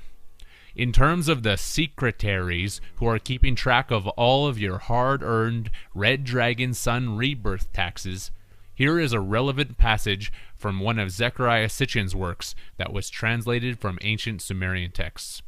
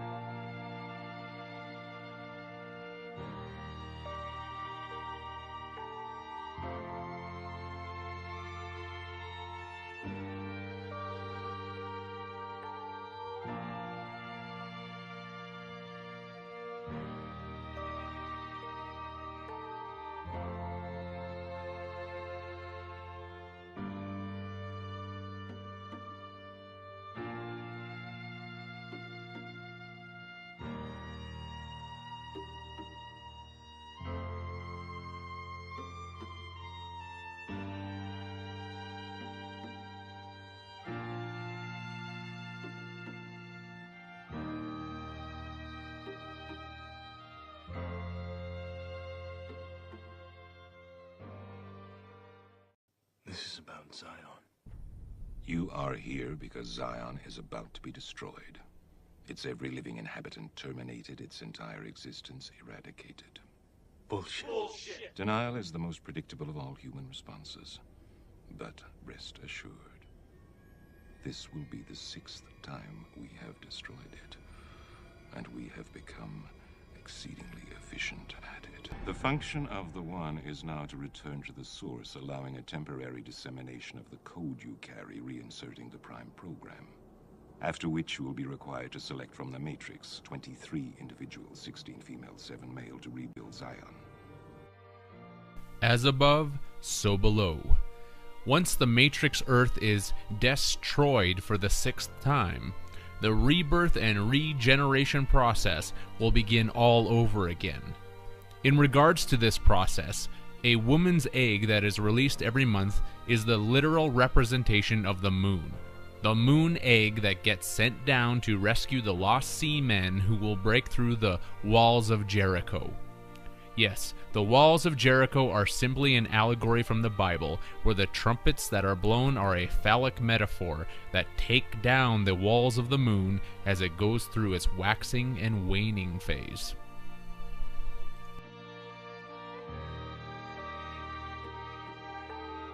A woman's menstrual cycle is linked with the moon and could truthfully be known as being the moonstrual cycle. The prefix of mens from menstrual is further rooted in the Latin term mensa, meaning table, course, meal, banker's counter, showing the correlation between us making the food for the gods in their Garden of Eden, while the banks count the electrical ticks of our energy that is being sucked and drawn out of us. The reason you have bank accounts is because the gods need to keep track of the AC counts, or alternating current counts that are given to the moon to be brought back to Saturn. To once again refer to the walls of Jericho being the moon, the Hebrew word for Jericho was Yeriho, derived from the Canaanite Yeriah, meaning the moon. Whichever seaman breaks through the walls with its electrical connection is literally born in sin, born in the moon egg. The David is the boat sent from the Star of David, the Virgin Isis or Mary, Mary of the moon, that immaculately gives birth to her only son, to save man from sin. The first things are the last things.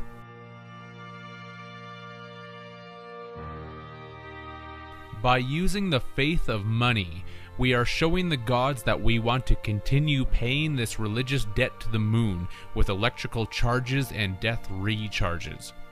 Let it be repeated, commerce is all about the charges. Money is not just legal fiction, it is legal friction. Another Latin synonym for metonymy shows this with immutatio, meaning change, process of change, substitution, replacement. This Latin term is where the English language got immutable from, because the false alien gods want to declare to humanity that this process of change and mutation is also immutable, meaning not subject to change. These mutable changes are immutable. A complete paradox indeed.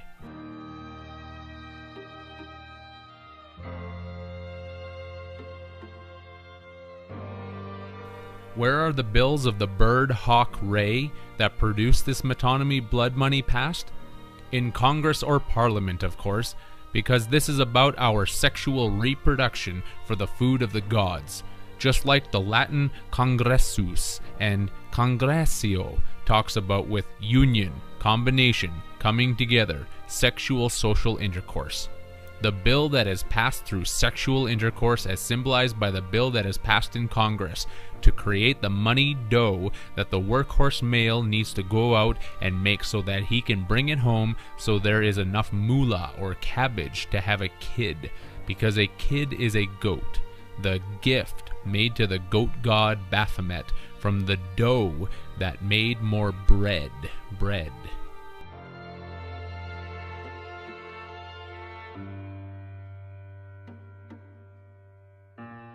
The word gift is a legal term that means gamete intrafallopian transfer, which is the process of taking a woman's egg and implanting it with the seed of sperm without any sexual congress taking place.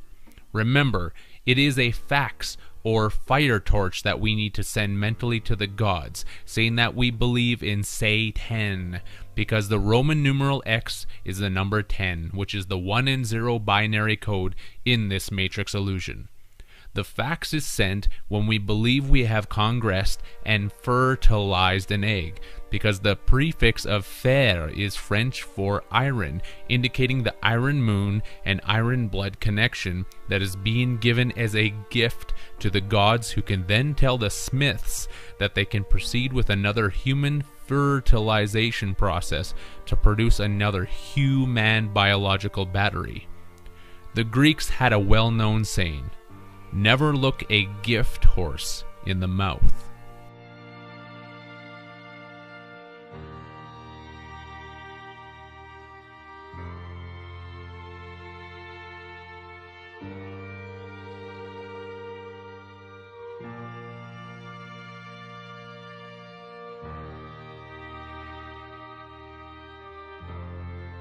A bill, congressional bill, monetary bill, etc., is also a beak, which is a nose as shown by the Finnish word torvi, meaning horn, trumpet, nose, wally. Wally? Yeah, just the gods calling everyone stupid again, as well as alluding to the walls of the moon. Where does one keep their monetary bills? In their wallet, or more accurately put, their wall-et, pointing out again that the moon is the extraterrestrial wall of Jericho that we send our monetary electric energy to.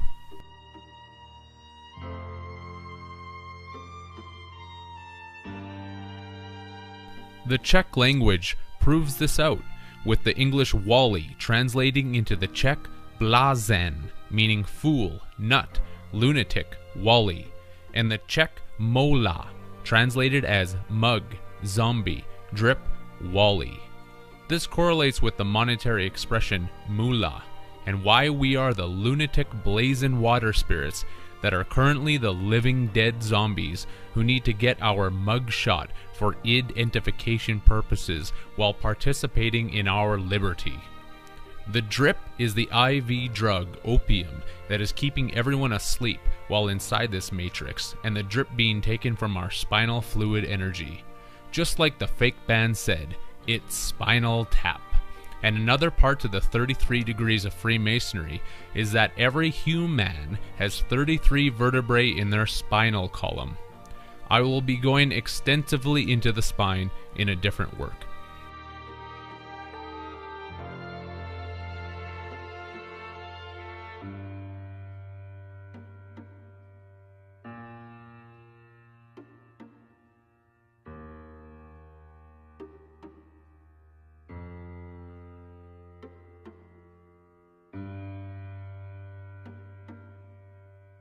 The Finnish word torvi is related to the Latin torvus, showing us their treatment towards human spirits as being pitiless, grim, stern, harsh, savage, and dreadful.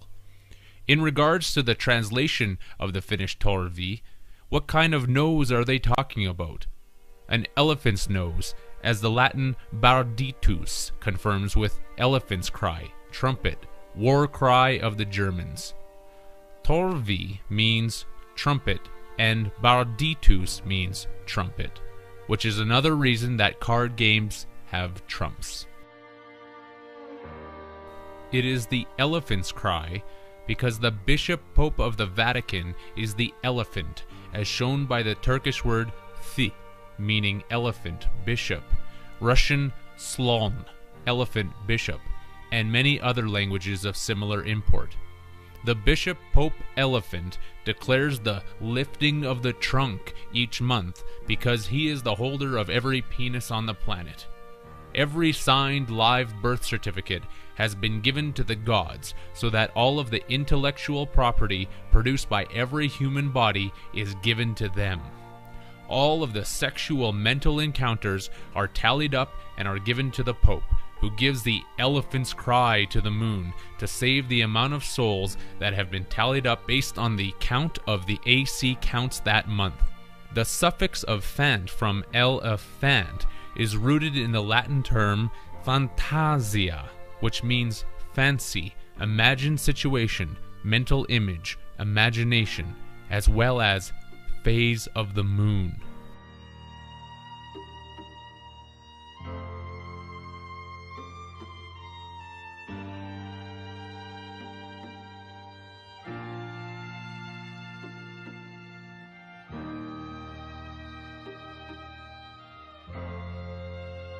Why is it also the war cry of the Germans? The Latin germen is sprout, bud, shoot. Latin germanus, meaning having the same parents, full brother, sister, genuine, real, and Latin germanitas, brotherhood, sisterhood, things deriving from the same source. The cry of the Germans is the cry of the germ, which is the howling seed, sperm, semen that are herded by the gods who use the whole process that is set up all around us to eventually get the Pope to give the go-ahead for another moon boat egg rescue. It is why the Pope carries around a bacchus, which is a rod with a pine cone on the top, symbolizing the pineal gland intellectual property that they are going to use, because it was freely given to them by the parents who sign it away.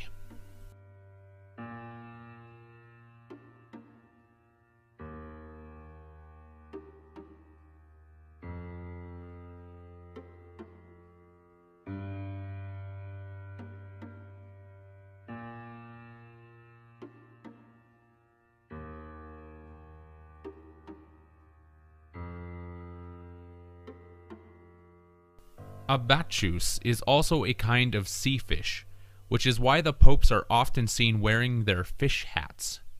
The Latin litus conjoins this aspect even more with trumpet, augural staff, crook, stave, baculus, pikestaff, hawk, showing that our pineal glands and spines are being given to the alien ETs as payment towards the fake debt of sin, the moon, that we are now in hawk towards.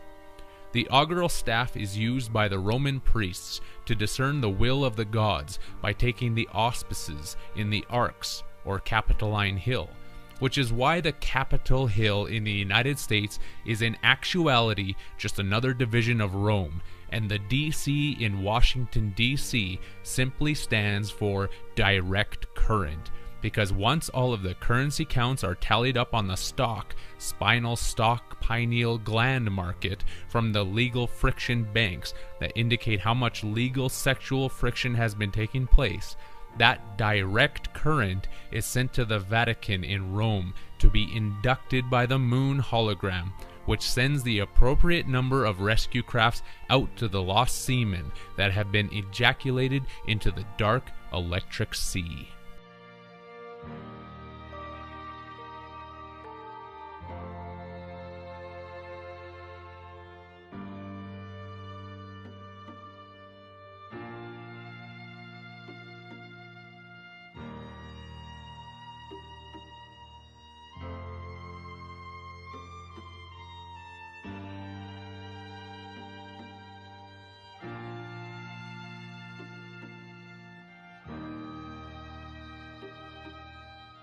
This is the EMF, or electromagnetic frequency of statements, to settle the bill of the dead debt to the hawk so that the moon can be settled down again and pick up some new cargo. The moon is, of course, the egg of Venus, who also likes to blow on the trumpet, as the Latin concha details with shell, shellfish, trumpet, triton horn, drinking cup, clam. Venus is typically displayed as being on a seashell or clam, because another ubiquitous term for money is clams. Men have to bring the clams home to the moon through the direct current of their conductive electrical sexual spasm, because conduction is the transmission of heat, electricity, and sound.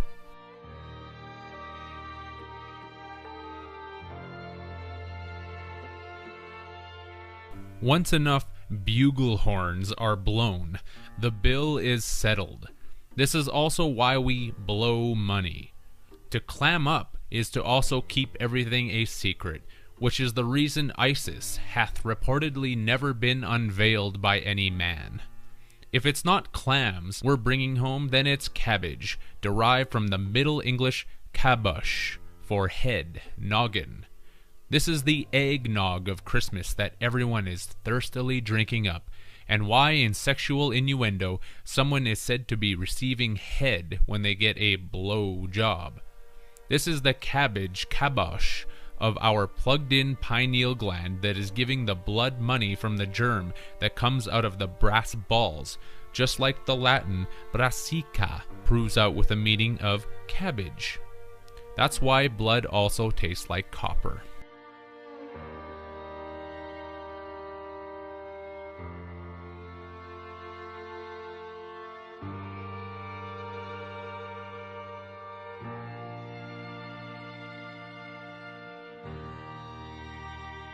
Venus is furthermore the clam that opens up for a blow on the Triton horn, as related to the Latin tritura and trituro, meaning rubbing, threshing, friction.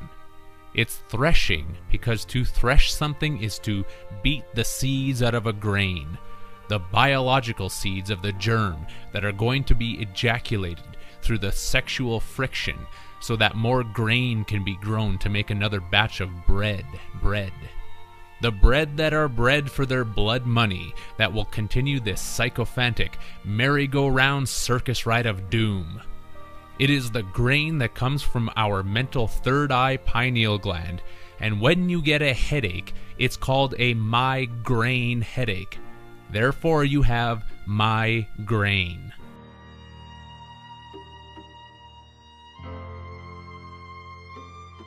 Where do you think all of us come from? How do you think the process of birth happens? We are the children in the attic, because a noggin is also by definition an attic. An attic is the classical Greek dialect spoken and written in Attica and Athens. The Greeks warned everyone, do not trust the whores, and nobody listened. So into the attic moon by them we all went, where we remain fast asleep, believing that we are on earth. We are born in sin, and in sin we all stay. Man on the moon.